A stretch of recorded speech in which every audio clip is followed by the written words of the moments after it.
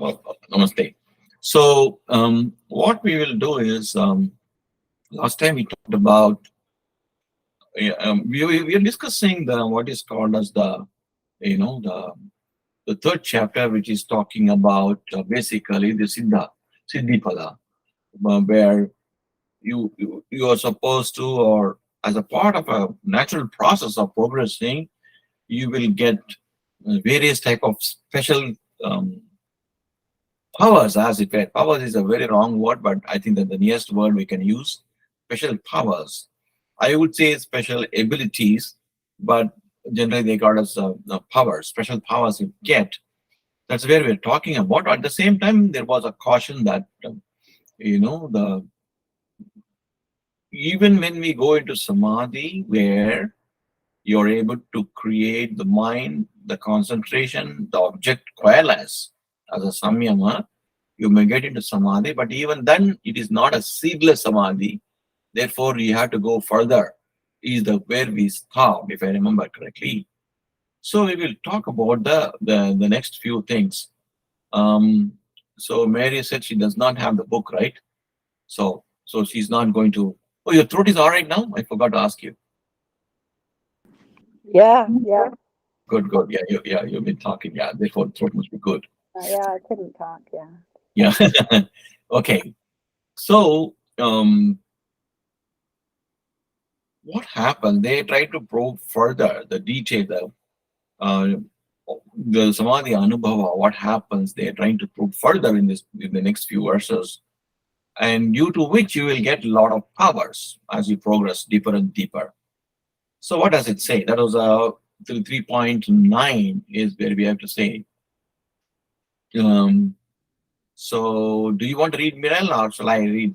No, you both of you sing, whereas I read. I'm not sure Deshabandaha Chittasya Tyarana Tyarana Which Na Tyara. Sorry, I cannot do it. Mary is the expert. okay, like 3.9 is what I was talking about. Vyuttana Nirodha Samskarayo Abhigava Praturbhavo Nirodakshana Chittanvayeva Nirodha Parinamaha. Oh, sorry. What happens is that the previous sloka talked about a lower samadhi where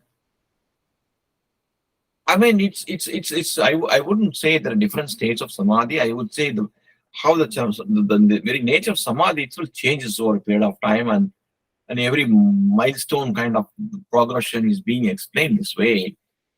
That you could be consciously trying to get into samadhi. To some extent, you become conscious of the samadhi anubhava itself during the process itself. That is one thing.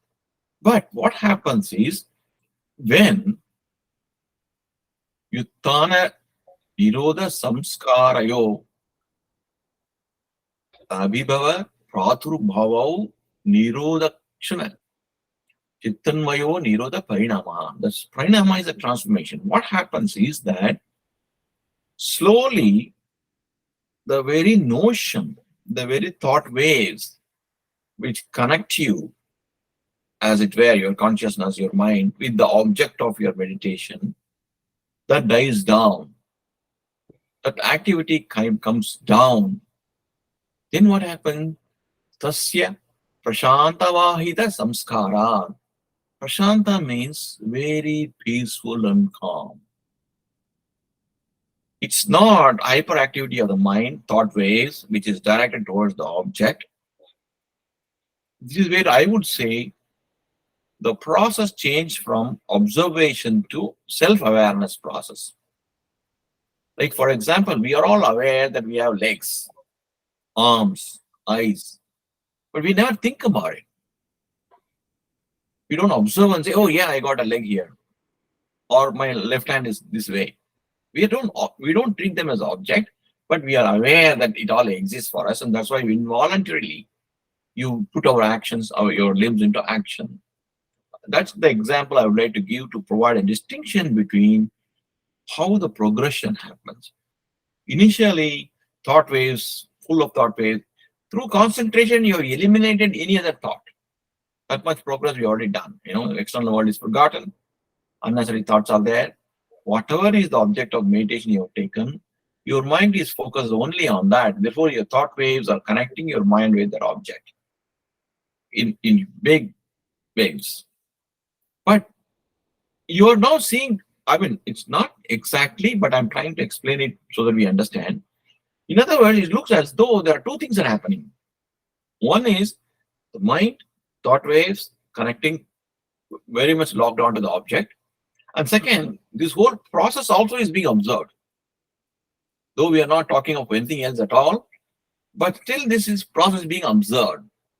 But what happens is as you gain practice more and more, samskara, due to continued practice, tasya prashanti vahita, it becomes much more peaceful. The progression is from observation to self-awareness process. And you no longer recognize that you are in samadhi by observation. I mean, these are all probably Puritans will criticize me for saying this. I'm saying using these words to help you understand. Sarva, sarvartha, sarvartha ekagratayo kshayadayo chittasya samadhi parinamaha. That means as this happens, quietening of mind, the prashanti vahita happens.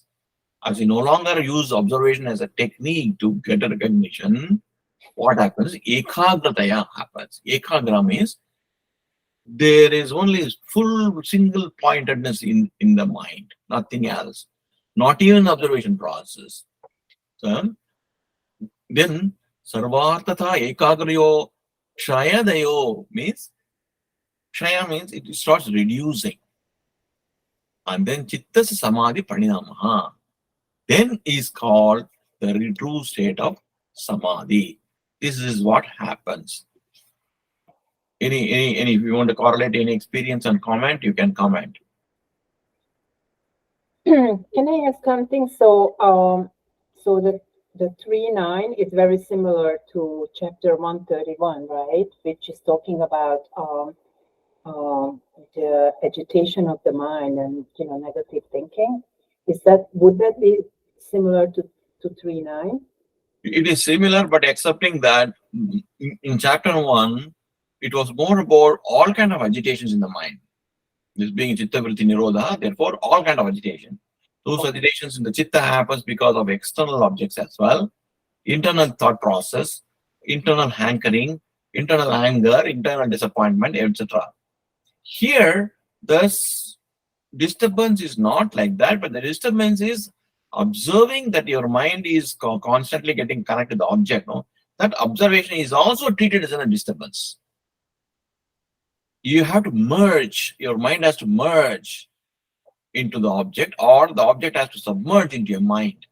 Thereby there's no even observation process during that period.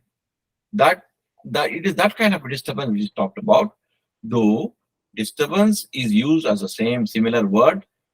The context, the type of disturbances, the intensity of disturbances, the amount of disturbance are very different now than before. So the reason I just asked this because for a practical reason. So I understood this one that all the suppression what we developed throughout our years and throughout our life, they come up. All of this suppression, right? And I heard that somewhere, I don't know where, or read it somewhere, I don't remember clearly, but I heard that we have to let these suppressed thinking and emotions to come up and have to be able to deal with it and just watch it like we would watch a movie. Is that true? Absolutely. Suppression is the worst thing you can do. Yeah. When you suppress anything, it comes back 10 times more powerfully. Yes. Therefore, we have to recognize. That's why I keep saying, keep your expectations light. We have to recognize that in our long journey of multiple births, we have not yet reached the stage where Sattva Guna dominates. We have not yet reached the stage. Therefore, we have to accept that the effects of Tamoguna as well as Rajoguna will be there. That means The tamoguna makes us lackadaisical about following ethics and morals. Rajoguna drives us to go after what is immoral and what is not always, but sometimes. That's part of the nature. As long as that guna component is there, we must recognize it to be there. Then what is the solution? Pretending that I don't have is not the issue. It's not going to solve you. Or suppressing will not solve you. Sublimating is the issue, the way to solve. Well, how do you sublimate? We have to start examining, in addition to all the yoga, meditation, etc., which is a cleaning agent by itself. We start examining, say, why is there an anger towards the target? Why is there a hankering or a desire for an object? We have to start examining and slowly come to the conclusion that is coming because not only for some of the needs or biological reasons, predominantly because we have a notion that what we lack is fulfilled by that particular object or person, or by getting rid of that person or object. That is how we get fulfilled. That is the understanding we have. But once that understanding is changed, saying we are a source of our own happiness, we are not dependent on anything else. Nobody can take away from us just because they are angry or they do things which don't agree with us. Anger kills us much more than it kills other person. When we get all this as a matter of realization, automatically, we change as a person. That is called sublimation. Like I was trying to say, by observing my wife for a long time, right? We are married 40 years. By observing her for a long time, I recognize, oh my God, this. You can deal with the situation even this way, calm and quiet without getting angry. This is also possible.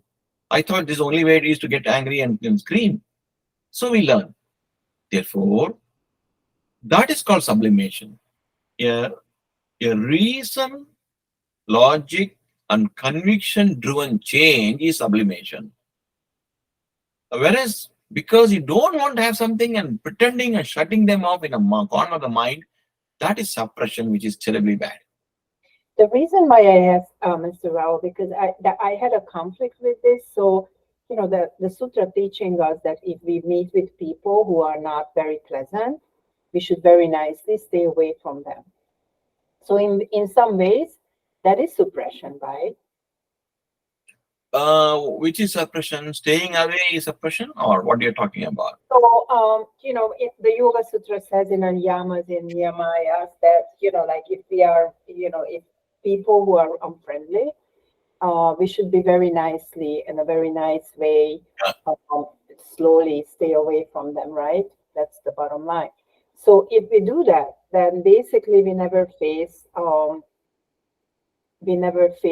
isn't that like a form of suppression or? It can be, you're right. But the point is this. So what is the solution? The solution is, at this current state of mind, when we are with certain people in certain place or group, we get deeply annoyed. That is where we are today. So we have two choices. Stay away from them, prepare the mind, and then associate with them so that you no longer get agitated, or use trial and error method. Keep interacting with them. Hopefully one day you'll get over it. This is another method. Like there used to be a very interesting person called Vivekananda's guru called Ramakrishna Paramahans.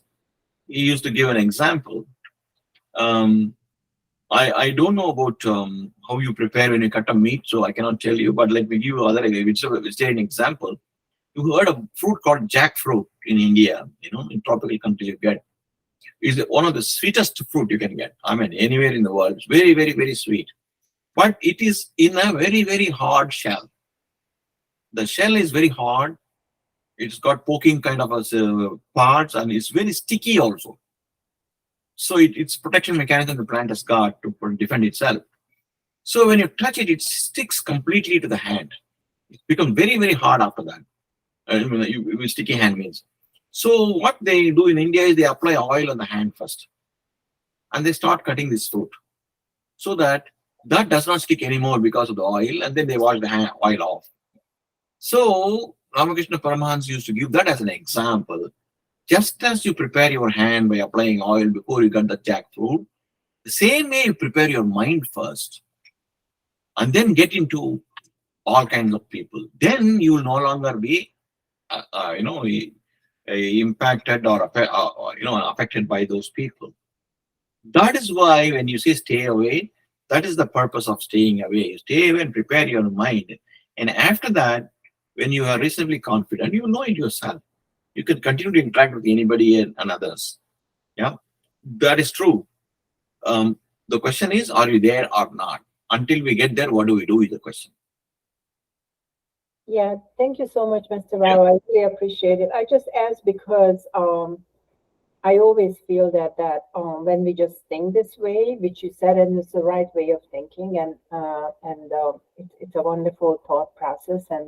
But in reality, it's very hard to execute that because we still have emotions. And I'm just really hoping for that through yoga practice and breathing, and then practice physical practice and breathing, and give up the practice to Ishvara, we'll get to that point, all of us, when it just happens on its own naturally. And it could happen especially through Correct. breathing. Because Correct. many people say that, oh, I have to let this go. But to let go, it has to happen, a shift has to happen inside, right? Correct. And it's very hard to do it on an intellectual level. I don't know if True. that's True. That is very true. It has to happen by and our end of the bargain is keep trying. That's all we can do. Like again, another yoga text mentions that just as a fruit which is completely lived its life drops automatically. You don't pluck it, even then it'll drop. It's done its life, though it'll fall down. Like the dry leaves in summer, they fall. Just like that, all these desires and cravings, plus and minus, will drop themselves at the right time. Don't worry about it. You don't look forward to it, because the looking forward to it, the one which makes you believe that you got it, suppress it, pretend all this will happen. Your job is to keep trying. You keep doing your yoga, keep doing meditation, and the ways other yama namas are told, Shravana, Manana, Nididhyasa, you do contemplate, study, discuss. You keep doing, and suddenly you will discover that you are no longer affected by the environment. Keep yes, doing. yes. That, I that just recall this at chapter number 246, 47, and 48. That's my actually three favorite sutras, because everything has to happen on its own by practice. And the correct. duality supposedly disappears. I don't know. That is very true. Very true. So going to the next one, Tatah punaha swantodi adau tulya pratyayau chittasya ekagrata parinamaha. When you continue further, what happens is these thought waves, right? That is your mind, the waves connecting to the object of one of these things. It becomes continuous. In other words, there's a recognition here that in the beginning it will be intermittent. Mind is completely submerged in the object and vice versa for some time, and then it comes out. You're aware of something else. Again, it gets in, comes out. This happens multiple times periodically. And over a period of time, the duration during which it's completely submerged is much larger and compared to the duration in which it comes out. So these things happen over a matter of progression. Right? That means chittasya ekagrata parinama tulya pratyaya. Therefore, this be patient. This duration in which this completely object and the mind is completely submerged each other will become bigger and bigger. There is a side comment on this, which is approximately they're giving. I'm assuming, like what happens is, what is the duration which we could use to recognize that, yeah, this is called samadhi. So they're trying to give some idea, saying if your mind is able to completely focus uninterruptedly to an object for a few seconds, 10 seconds, 20 seconds, or whatever, continuously without, it is called concentration of dharana, right? If you're able to hold it for at least couple of minutes, 2 minutes, 3 minutes, 4 minutes, kind of a thing. That process becomes dhyana. It's not just a dhyana, but it becomes a dhyana. But if it continues for 20 minutes, 30 minutes, kind of a thing, it is called a lower level of a samadhi. However, if you're able to hold this for hours together, right, that this is called higher samadhi, which can potentially lead you into what is called nirvikalpa samadhi. Yes, Mira. I'm so sorry to ask so many questions. Poor Mary, I'm sorry. She doesn't have the book, but I have the book. So the reason I want to ask you, yes, I tried focus and I could do only 2 or 3 minutes when I could feel that my whole everything energy were, I don't know how to say it, went up to my head. And because I'm not strong enough yet, I was exhausted after that, and it dropped down and I felt really exhausted. But I understood what they said about focus and concentration.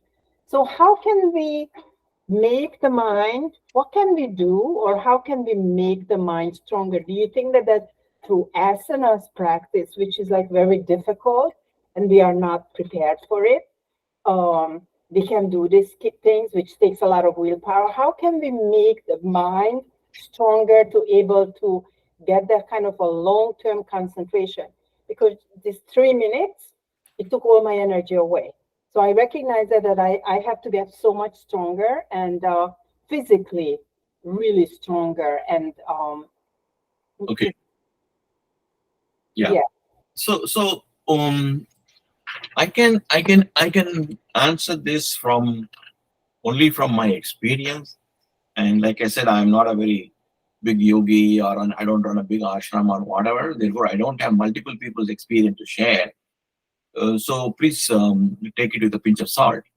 2 or 3 observations. One is a good meditation, 2 minutes, 3 minutes, or 10 minutes, 20 minutes, whatever it is. It should not make you tired, frankly speaking. You actually come out with a great feeling, frankly. I mean, there's so much joy you build up. And when you open your eyes, things look so more beautiful. The world looks far more beautiful. Leaves are nice, flowers are nice, and everything looks so beautiful. That is the feeling you get when you come out of this meditation experience of a few minutes, 20 minutes, or whatever. Yes, this body has been sitting in the same posture for some time. To some extent, there's a blood flow, everything changes during the meditation process. So to some extent, when you stand up, your legs become heavy. You stagger almost like a drunken person. That is one that it does happen. Also, since your mind is so much withdrawn from the senses, completely your consciousness moved in, it becomes a little, shall we say, it really takes a while to again fix the eye into objects and create a stability in seizing the object, or cognizing the object, physical stability, balance, etc. It takes a few seconds before we can master that, and to some extent, the legs become numb for a long time you're sitting. These are all, yes, I can understand, but tiredness, you should not, frankly speaking. That could be maybe, like you say, because of some health issues or whatever. Therefore, trying to get healthy, this first step. Healthy body is very, very important for a good yoga. Therefore, you become healthy, whatever, BP, I don't know what are the ailments which we can have. Other than that, I would say that it is a most rejuvenating experience. Meditation should be a rejuvenating experience. Yeah, this was like went to one point, like I put my mind into one point. Right. I used to have, when I just practice, I had that kind of, and just relax the mind. When after sitting, I opened my mind and everything, my eyes and everything was beautiful and very, like clear and crisp. But this was like everything was pulled into one point. Maybe that's what they call one point in meditation. And I'm absolutely not ready for it. That's the conclusion. Not yet. Yeah, okay. Like I said, I would suggest that drop all such notions that I am not ready. Forget about it. This is the first answer. The second answer is, that is where I try to continue to stress that, that is where Ishvara Anugraha and Guru Anugraha become very, very important. When a Guru Anugraha and Ishvara Anugraha is there, it does not matter whether your mind is ready, body is ready. None of it matters. Because their grace, their willpower, their blessing will take care of all those things. It's very unscientific answer, but that's what I've observed. That's why I said that if you go to India, try to go to Sringeri, I try to arrange a meeting for you, and if it happens, it does not matter whether he trains you or not. One look at from him, one grace from him is enough. For life, it will propel you. That's why I said I really meant it. Because these people have dedicated their lifetime. Nothing else they do. They don't build a family, they don't do anything else. 24/7, they think of how can I equip myself, how can I help others. That's all they do. Thank you so much. Yeah. Automatically, you will get that, and that is what I would like to. Of course, Ishvara is the highest supreme authority, and Ishvara decides. In just like that, like a flick of a switch, you will get there. That's all I can tell. Thank you very much. Yeah, and you know, it is not these numbers which I told you. A few seconds mean concentration, a few minutes mean meditation, maybe 15-20 minutes mean this samadhi, 40 minutes, 5 hours mean that. So these are very notional. It's not absolute truth for everybody. These are kind of tell you how it progresses. That's only reason it's told. If Ishvara Anugraha and Guru Anugraha means blessing or wish, is there.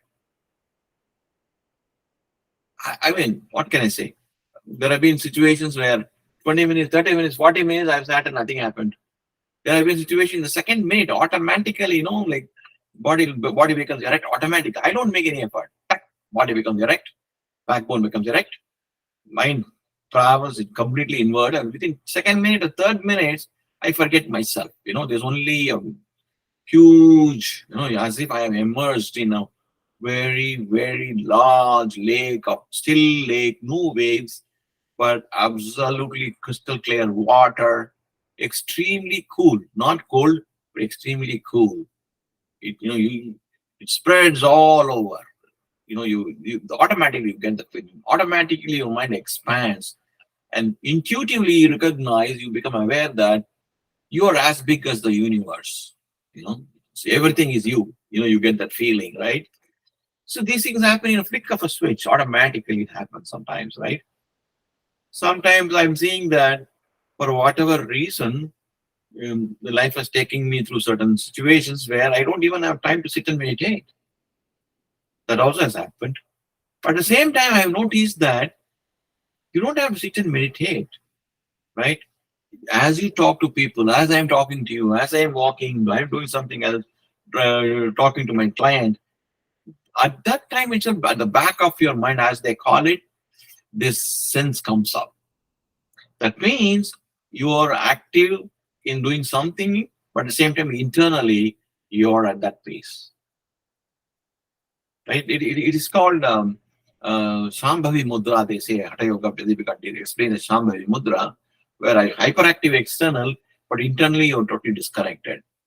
So it's all anugraha from Ishvara and Guru. Therefore, be patient. It'll happen to everybody. Yeah. Thank you so much. Yeah. Etena bhutendriyeshu dharma lakshana avastha paranama vyakyataha. So by all these means, all the steps which we explain step by step now, various stages of concentration, various stages of samadhi, anubhava, all those things, samyama, all those things, we understand the form, bhuta, indriya, dharma, lakshana, avastha, and parinama. All these things, bhuta, indriya means all this, what you see, the form, shape, size, what you see, yeah. Then lakshana, avastha, parinama. All the things which common notion which we have to borrow Einstein's law theory, what is called the space-time coordinates, as they call, the form, the shape, the size, the attributes, the time flow, all those things gets completely transformed. In other words, I mean, I might probably kind of paraphrase like this. In other words, like I was explaining, um, when you suddenly recognize during this process, you're as big as the, you're not a small person like 6 feet, whatever you are. You're as big as the universe. You get that feeling. Then where is the space? What is the three-dimensional space we are talking about? You seem to be occupying every possible corner in the universe. Likewise, what you thought was 2 minutes, suddenly when you open your eyes, suddenly you find 25 minutes have gone or 30 minutes have gone. Or sometimes you thought, oh my God, 30 minutes I've been sitting, but it's only 2 minutes. So that means the notion of time has gone. It has transformed. And like I said, um, things look so far more beautiful when you come out of this experience. And not only that, few seconds after you come out of the experience, your um, appreciation, your recognition, cognition of things, including people, so dramatically changes. It becomes very, very hard, honestly speaking, to think bad of anybody. For example, if you practice a lot of meditation, get some of this experience, and go back and read, for example, Jesus' life, you'll appreciate his life much more differently. There is a reason why Jesus found, if it is true, that is, if Jesus found, compassion and forgiving as the most important thing. Why was he looking at everybody, whether it's a leper or anybody, the same way? Why was he looking? There's a reason for that, because the story tells that he went away for 41 days or whatever, and he gave all kind of experience he had. They say there's also a theory which Indians would always like to claim, that he went to Kashmir and learned from a yogi there and all that. They say, whatever the reason is, essentially he has had this meditative experience, Samadhi Anubhava experience. It happens to you also. It is very, very difficult to think bad of anybody after you get these kind of experiences. Even when they act bad, I'm not saying they have become holy. Even when you see people who are getting angry, they're doing shenanigans, acting against you, acting against somebody else, you always think that, okay, what can they do? That is their mental state. The revolution is like that. It is the guna karma which is driving like them. And they will also become one day a good person. What is there to, right? So you become a lot more tolerant.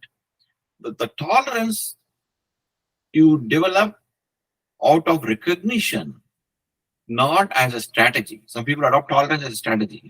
I'll be tolerant, come what may.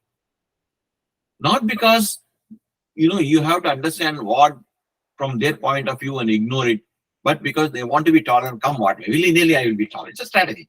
Tolerance becomes a strategy. But in this particular case, it's not like that, because you recognize.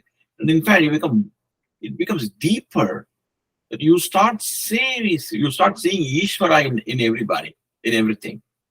And because you see Ishvara even in the bad people, you are nice to even bad people. Because Ishvara is supposedly antaryami for each and every person. Right? We don't know it, and therefore we don't know that others also have Ishvara inside them. But all your meditative experience bring you as close to Ishvara as possible. Then you understand, when the Shastra books say that Ishvara is antaryami, he resides in everybody, you understand it because you know that you have Ishvara inside you. Yes, Mary. I think you're muted. Okay, so yes, let me just think. I don't know if I could say this properly. And I kind of, was it, Mirel, is it Maitri Karuna Muditu Peksha? Is that the one that that Mirel brought up? Maitri Karuna Muditu Pekshana Sukha Dukkha Punya Vishayanam. That, all these sutras, it's just hitting me right now. And just hearing this is like, I read the sutras. They're telling us what we can experience if we do this, this, and this. And it's all in my head. it's not my experience. And I love reading it and it speaks to me, but it's not it's just in my head. It's an idea. And the real experience is experiencing it. And that's what's close to impossible or very rare. And when you already know what you're supposed to experience, it's like, why am I not experiencing that? Where is that? Why, how is it going to come to me?